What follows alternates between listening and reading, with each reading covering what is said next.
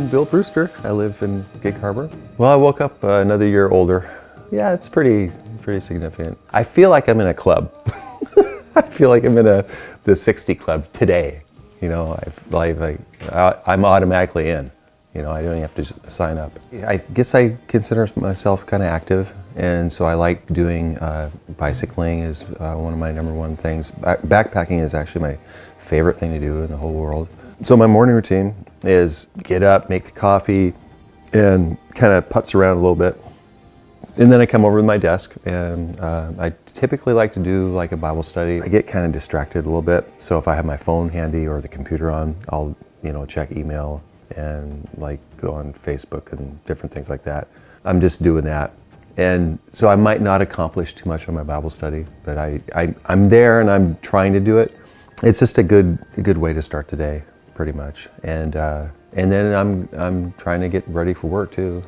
Taking a shower and get my bag ready. My spin class is it's really fun. I've been doing that for a few years now, and it's kind of low key in the sense of it's real simple. The bikes aren't fancy or anything. The people are really cool. I'm just encouraged by the dedication that people have to exercise and to working out. After my spin class, I typically like to go to a coffee. Sometimes I go to Starbucks. Sometimes I go to Cutter's Point. Cutter's Point has a real good coffee on Thursdays. And it's called Dark Harbor, and so it's sort of like a signature thing for me to do on a Thursday morning, to go to Cutter's Point for Dark Harbor. So my commute on bike is, I think it's really cool, and it's changed over the years. I used to bike on the freeway the whole way, Highway 16. Now I'm taking trails, and the Cushman Trail, I'm riding on that, and then the Scott Pearson Trail over in Tacoma. And I like the kind of the freedom of being on the trail, because it's just me on the trail with other bike riders and walkers and runners.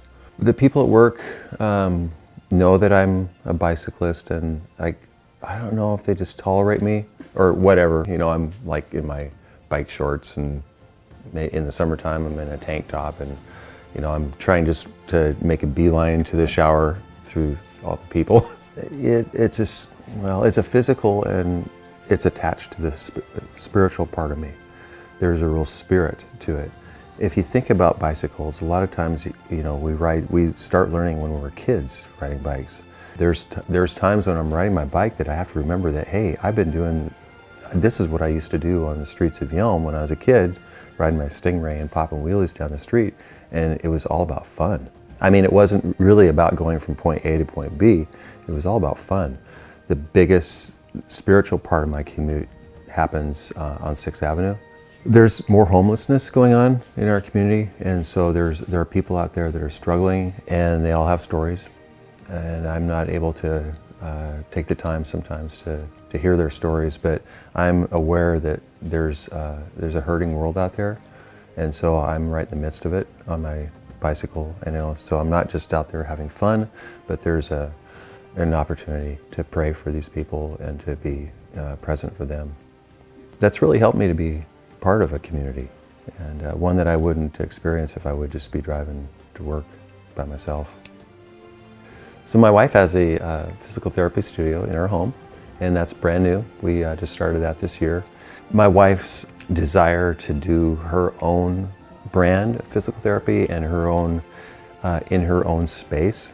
It's nice having my wife as a physical therapist, mainly to I get treated once in a while, and then also she tells me what to do. So there's things that you talk about discipline, I need to do, which I'm not very good at sometimes. My wife and I have raised our family here, and we know our neighbors, and our neighbors have actually helped us raise our kids, and we've done the same for them over the years. And we have some new people that have moved into the neighborhood, new families. I think what it takes to be a good neighbor is to be yourself, namely. It's a matter of respect. It's not all about just doing whatever you want to do any time of the day. So I guess if I'm 60, I might have a secret of, what how to stay youthful and happiness and all that stuff. I'm not sure if I do. I think anything that I have has been done before, and I think looking to others is really important. What, how are they living their lives, and what are they doing with their lives? So I also know, there's courage. It takes a lot of courage to live life and to suffer, and in the midst of suffering still be joyful even. Whatever I have, it's been given to me already from other people, and I think that's what I find.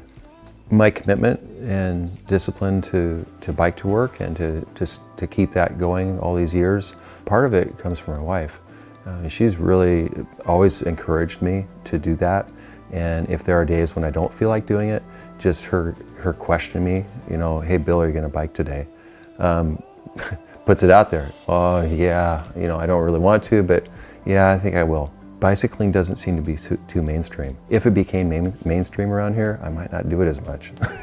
So I would just really want to take care of the temple as much as possible to be able to provide and work in whatever capacity and needs to be done.